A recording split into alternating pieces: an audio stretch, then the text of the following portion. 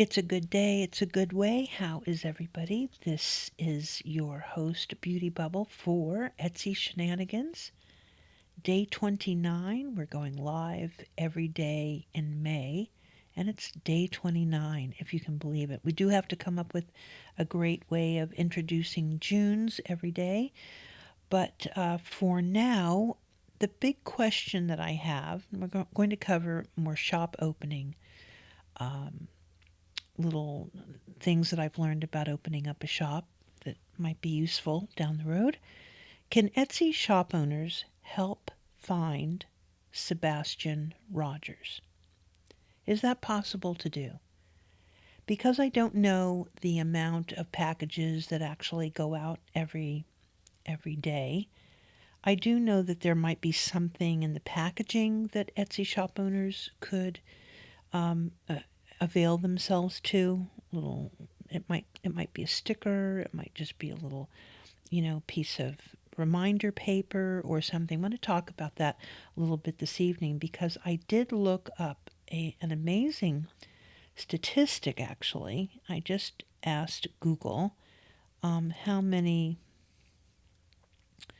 Etsy sellers in the U.S. Where are the states with the most Etsy sellers? And as it would turn out, in 2021, Statista did do an e-commerce B2C e-commerce number of Etsy seller jobs in the United States as of 2021 by state. Go ahead and put a link to that because I want to go read to you just the numbers, and then we will talk about our own numbers in just a moment. So let me put that link here so you've got it. And that's where we're headed once I go over where the stock went today. So we did close at $60.80, down 0.44%, and in after hours trading, it was unchanged at $60.80. The negativity, I will say, continues. I did run into an article over at FinViz called Ticking Time Bombs, 3 Stocks to Ditch Before They Implode, over at Investors Place. Eliminate these stocks from your portfolio ASAP.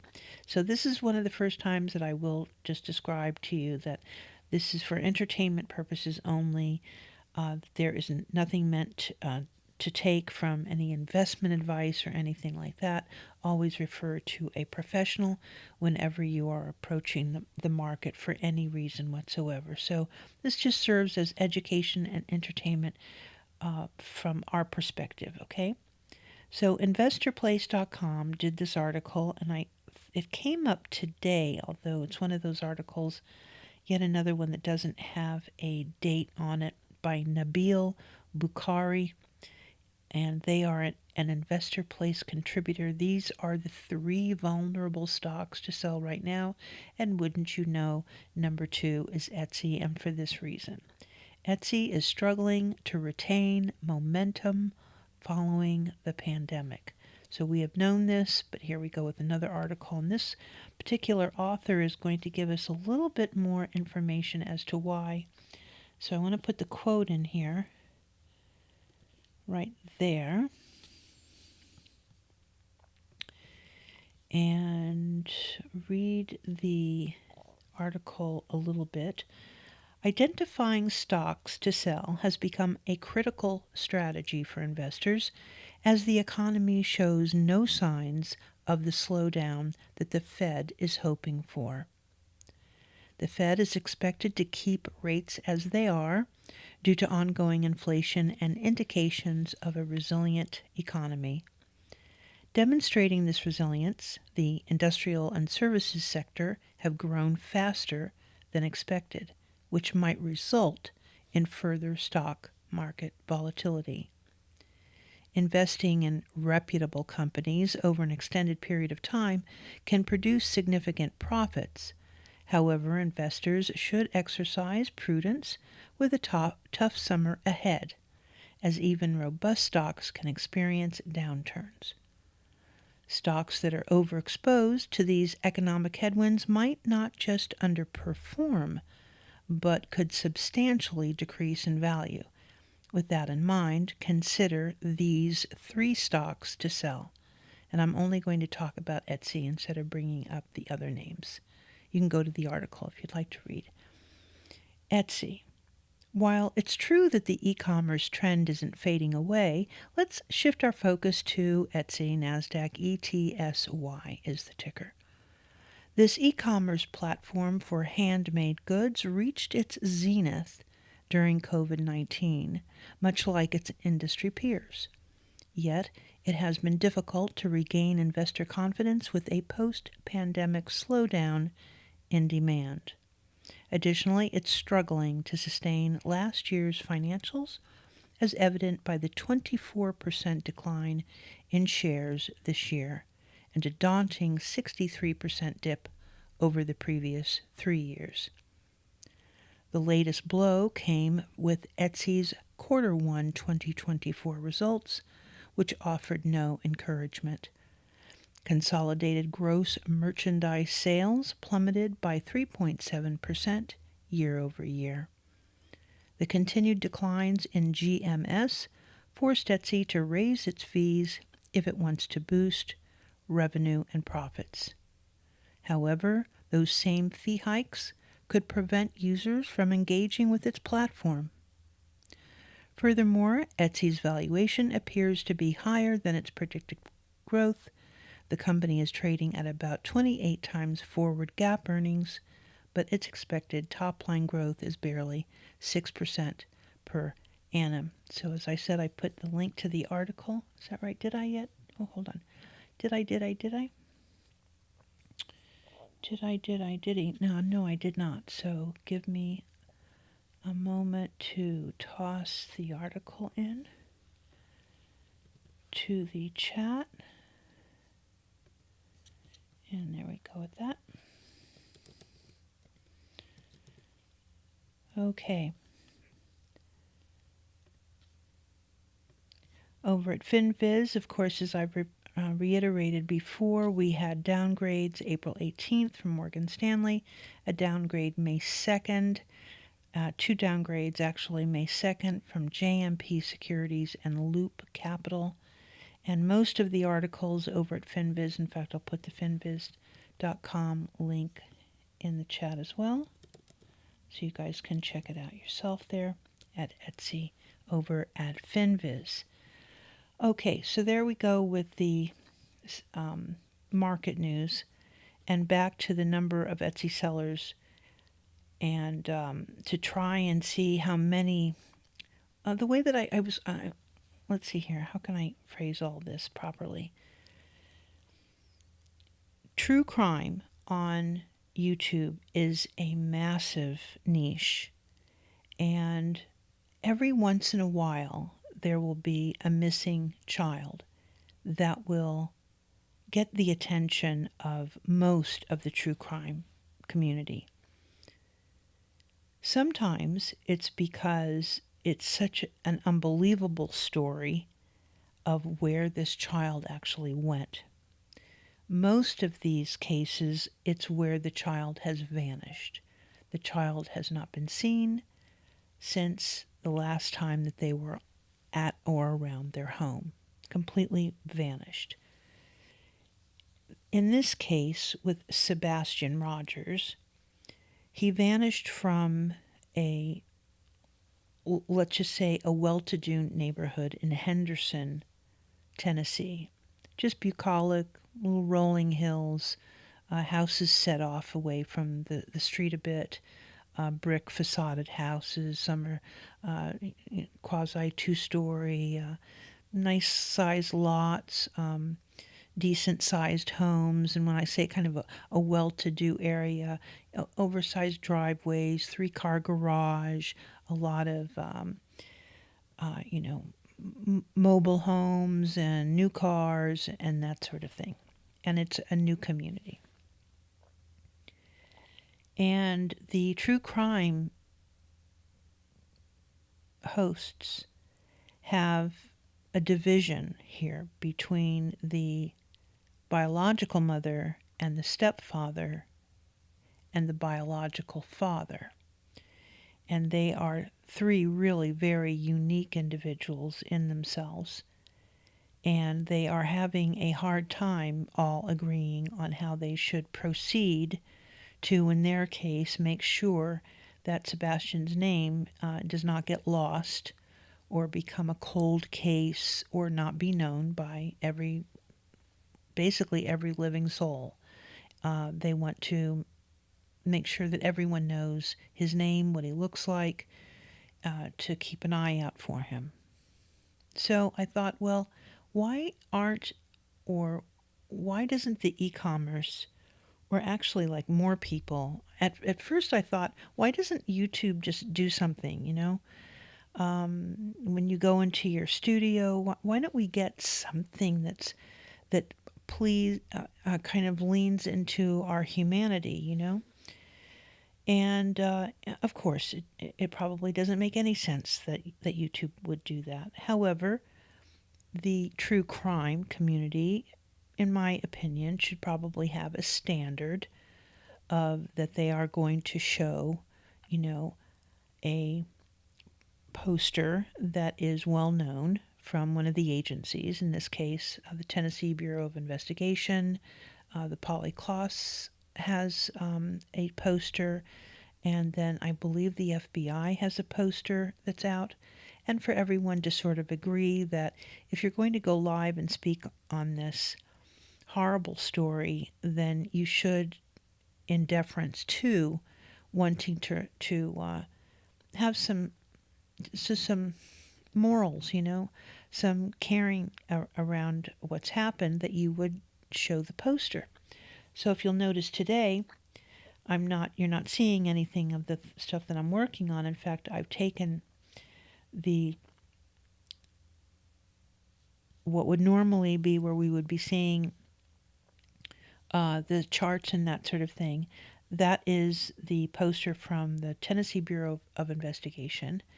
And I simply right-clicked and saved it as a JPEG and then brought it over to OBS. And that was it. A very easy thing to do for any of these creators, which is to just go ahead and keep the poster up somehow.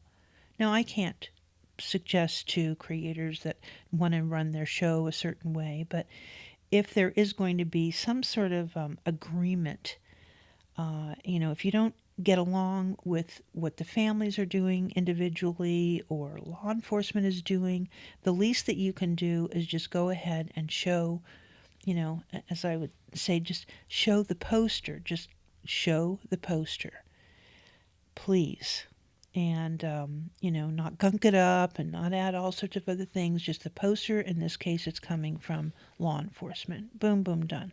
Any changes that come about, any upgrades, you would know about it. Boom, boom, boom. You put the poster up. It's no harm and no foul to you, because a lot of these channels are doing things in a podcasting mode because they're longer. They're 2-hour, 4-hour, 5-hour long events that happen, and so a lot of people aren't on camera. So it's just as easy for there to be a poster up. And this, getting back to Etsy and what Etsy could do, or could Etsy do anything to inform the public because of the amount of packages that are going out every day to our buyers? So the number in 2021, the number of Etsy sellers in California, the top 10 states happen to be California, Texas, Florida, New York, Pennsylvania, Illinois, Michigan, Ohio, Georgia, North Carolina. Those are the 10 top states. So California, Texas, Florida, New York, etc. In California alone in 2021, there were 465.6 thousand Etsy seller jobs, people that consider their job to be Etsy. So we know that there's a lot of packages just coming from California to, presumably the entire United States. So as far as coverage is concerned, like that's a lot of, vendors, a lot of sellers. In Texas, 300 sellers. In Florida, 302,400 sellers. In New York, 251,500 sellers. Pennsylvania, 143,300.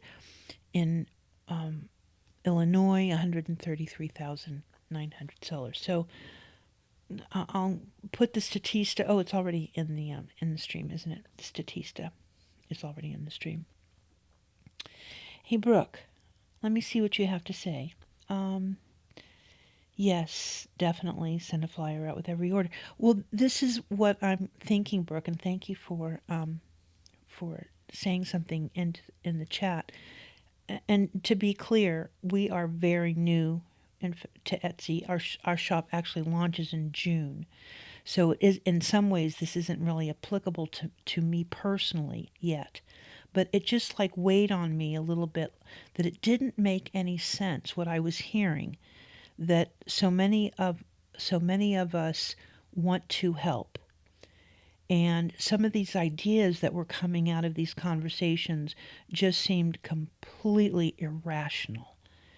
And I do know that when you lift off the responsibilities to people that are inside of YouTube, that sometimes it's better served to go outside of YouTube and go to where these packages are going out, whether it's a stamp or a simple writing on your package, find Sebastian, have you seen me? It could be a sticker of any kind. And what I understand from hearing from a lot of Etsy sellers is that they are so happy too. In fact, most of what they do in their everyday is in service to, if you kind of can get my drift there. It's very important for a seller to make a connection with their buyer, and there's a lot of attention, and I'll just be a little syrupy about it, but there's a lot of attention to detail and a lot of love that is shared through the Etsy seller to their buyers. An amazing amount, actually. And it just, I don't know, it hit me that, and this doesn't have to be the only business that's out there, but because e-commerce is working every single day, every day, all day, 24 hours a day, there is a package, there is an order, there's an amazing millions and millions of transactions that are happening. So it just seemed obvious to me. So today, normally I would have other things on here. I thought, well, let's just let me take my own good advice and evolve into it as well. So that's what I did. Now, as far as this is really interesting, most everyone is taking a screenshot from the Tennessee Bureau, but what you need to do is right click and make sure that you get a clean JPEG, which is what I have here. And with the clean JPEG, of course, then you can do all sorts of things that you want to. But what I'm afraid of is that people are, it doesn't really matter, but you want to make sure that people can read it, and and it looks that people can read the thing. So without mucking it up with my own ideas about what a missing child and Amber Alert poster should look like. I have no idea what these should look like. I would hope that we would never see another one ever. And I do believe that Etsy somehow could get involved and provide the initiative to do so. And this is one of the reasons why I definitely believe this. If you listen to Josh Silverman, the CEO of Etsy, describe what life was like pre-pandemic, and they were just going through the regular rigors of, this niche, the bridal niche is up this month, or the back-to-school niche is up this month, or everybody's involved in crochet or what have you, literally in one moment of time, when the mask mandate came, For the very first time in Etsy's history, Etsy wrote to all of its sellers and said, stop what you're doing and make masks. And the numbers of people that just got a sewing machine out, and I do believe that they even sent out a pattern. So that initiative is what propelled Etsy to become completely part of everyone's life, was the fact that the amount of masks that they sold is astonishing. We're talking about millions and millions of dollars worth of masks and millions of people that were served around the country and the world with that sort of engagement. Now, he didn't expect that that would be a campaign. There was no furtherance of it.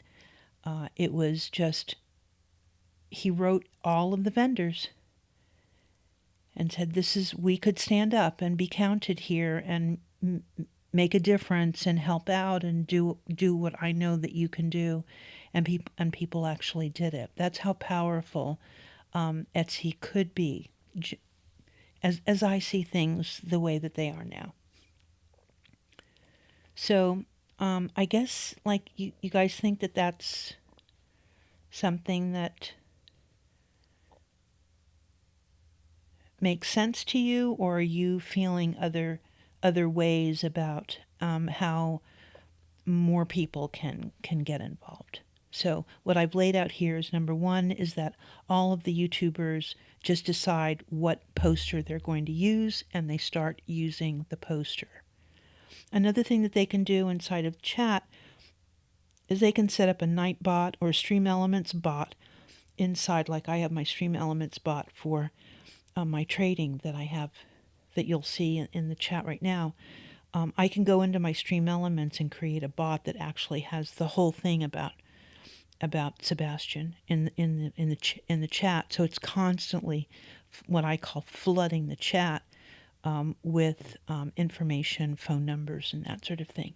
So number one is all agree on the poster you're going to use, and number two is putting a frequency bot into your chat. So they do it with their join buttons. You guys have all seen the chat be used in a more useful way.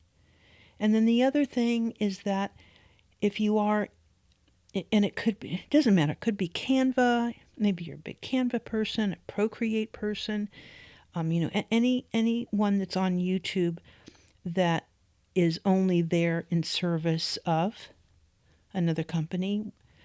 So I'm not talking about people that do courses on their own, but if you're a Udemy instructor, or if you're coming onto YouTube on a constant basis, there's absolutely no reason why you would not want to give a few inches of space to your show for these Amber Alerts. We also know that YouTube, the number of shows and the number of episodes that are going out, of course, every day is in the multi-millions. So it would just seem to me that just engage where you can. So let me speak a little bit about these the true crime YouTubers that I was listening to talk about the flyers. In my experience, you have to move now. It is what's called first mover advantage. You have to move. So, for example, I moved on it today, and I will continue to move on it today in the way that the way that I know that I can do. And it is no stretch, and it is not beyond my imagination to just continue to keep his poster up on my streams. Now, first mover advantage, what happens is that if you have less than, let's say you're not, like I'm not a monetized channel, so anything under, when you're not a monetized channel, maybe you're more open to availing your space. That makes sense. When you're a monetized channel, you've only got so many pixels, and you have a busy chat, and you have things, you have a lot of housekeeping that needs to occur on a busy channel, a monetized channel. But what I heard today was just, well, I felt actually, like my heart broke that that grown-ups can't make a single decision and just do the thing.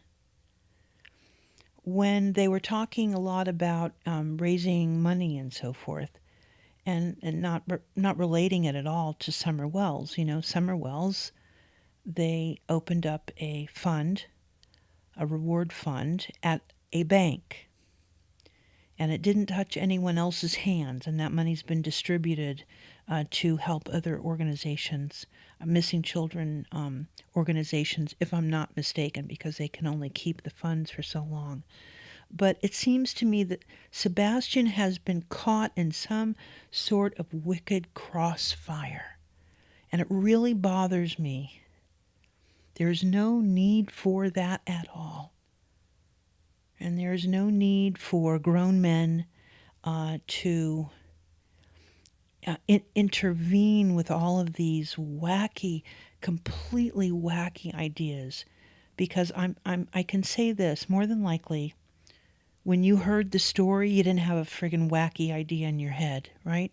You wanted to tell, like I told my family, I called my friends. You've got to, like this particular story could have hit any one of us, because when you look at the raw facts that we do have, any one of us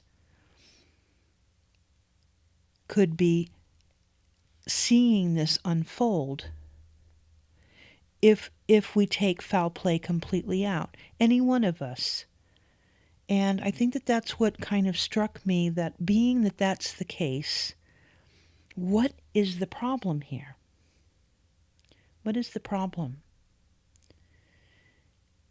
Because it makes no sense to me, as some of the creators says, make it make sense to me.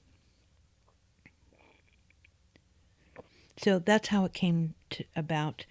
So during my show, this is just for this show, can Etsy shop owners, what do I call them? What am I calling the show tonight? Can Etsy shop owners help find Sebastian Rogers? Can Etsy shop owners help find Sebastian Rogers? Can that happen? And it's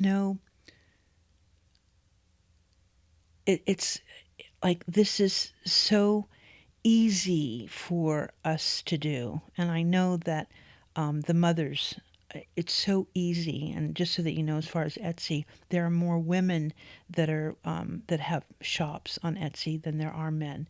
And I just know that the mothers of Etsy could definitely do this inside of their packaging. So let's talk about some of the realities about. Of course, there is the flyer, and we all know that we could probably get four print-ups on one piece of paper. There's some sort of a sticker or something like that could go onto the outside of the package. I don't know what the rules are for, if someone was going to kind of do printing for the CeeLo bags or something like that. But there's so many different things that you can do. It could be on the other side of your bill of lading.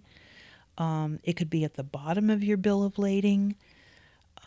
So in any way that it could be printed. I don't know what this looks like, if it's printed in black and white. I have no idea, or if that's allowed, or if there are rules about the way that it has to be printed out. I'm not really too sure about that, but I thought probably tomorrow I would spend a little, because our packaging is really tiny, that I would spend some time and try to do some kind of origami, concept of how I could get the poster inside of our packaging. There's probably tissue paper that could be printed. There's, all sorts of manner of things. to get the word out. So do you guys have any ideas that you want to toss in the chat? And I'll put the chat on live chat right now. And thank you. This all started with Brooke coming in and making her thoughts or his thoughts known. So just let me know kind of in the chat. We've been live for 30 minutes and 14 seconds. I'm not on here much beyond 30 minutes, so I'll wait for your comments before I close out the show tonight.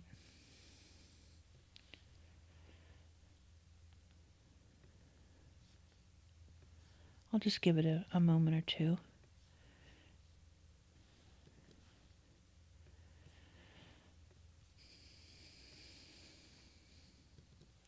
And are you guys listening to one particular true crime host? Are there certain hosts that you prefer listening to, or you feel like they're kind of on the same wavelength here about the flyers?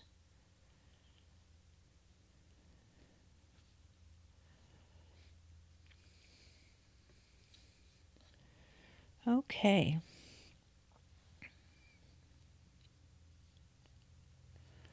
All right. So, of course, we go live every day in May. This is day 29.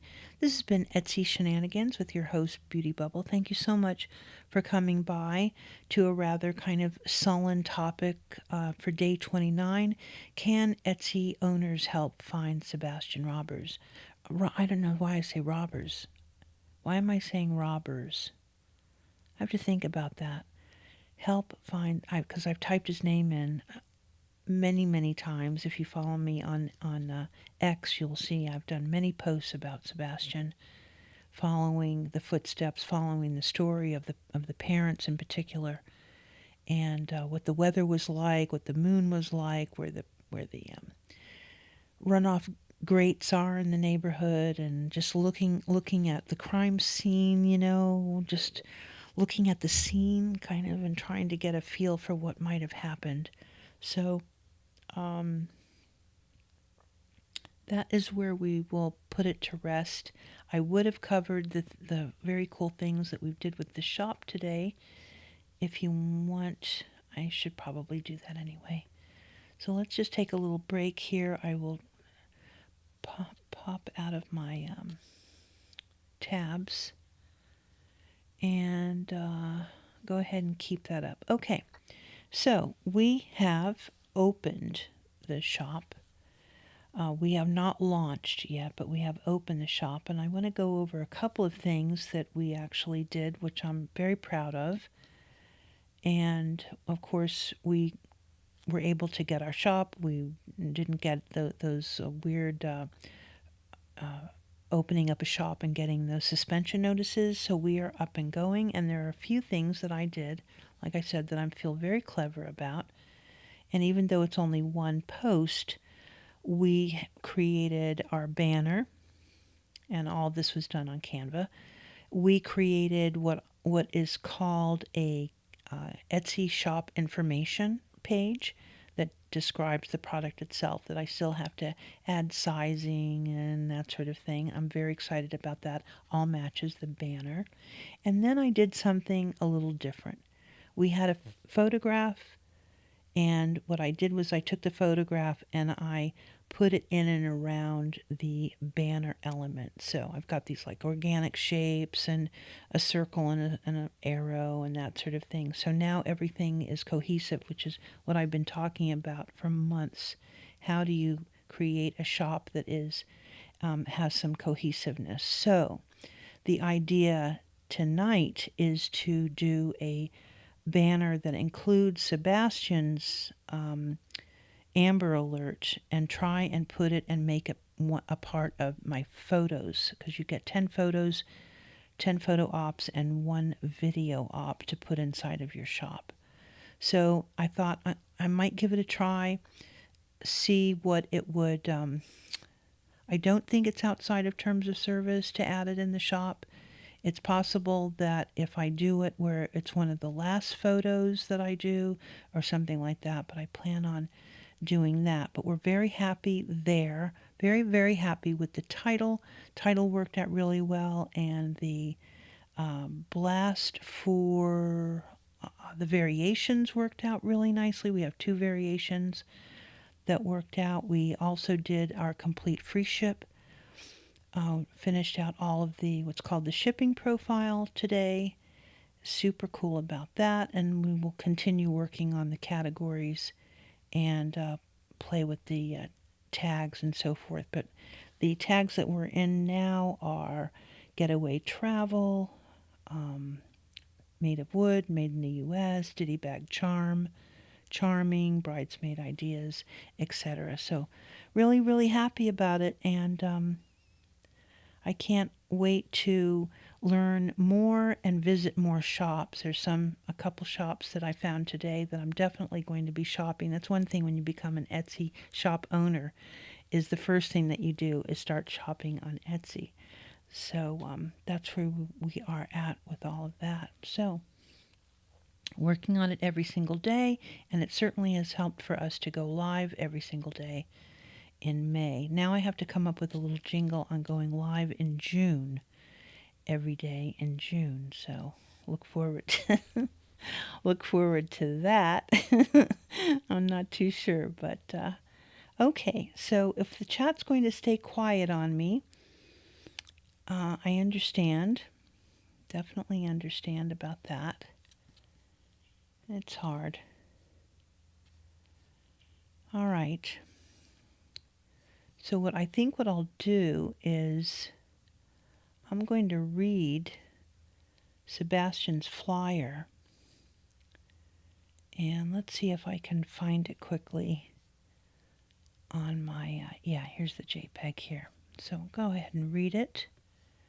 This is the Amber Alert for Sebastian Wayne Drake Rogers, Rogers. He's 15 years old. He's male, white, hair is brown, his eyes are brown. At the time he went missing, he was 5 feet 5 inches, and his weight was listed as 120 pounds, although I have seen it as low as 106 pounds. His number NCIC is M as in Mary, 7577-53007. He's missing from Sumner County in Tennessee. He's been missing since February 26th, 2024. I'll go ahead and I'll read the Amber Alert itself. An Amber Alert has been issued on behalf of the Sumner County Sheriff's Office for Sebastian Wayne Drake Rogers. Sebastian is a 15-year-old white male, 5 feet 5 inches tall, 120 pounds, with brown hair and brown eyes.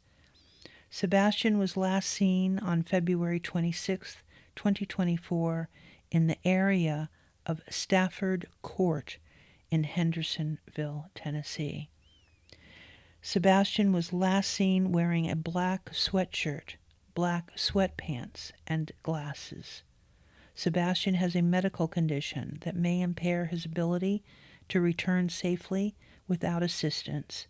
If you have seen Sebastian or have information regarding his whereabouts, please contact the Sumner County Emergency Communication Center at 615-451-3838 or the TBI at 1-800-TBI-FIND, F-I-N-D. Now, I do notice in the Amber Alert, they put the neighborhood area called Stafford Court. And let me go to my Twitter, because I don't think that that's correct. But let me go ahead and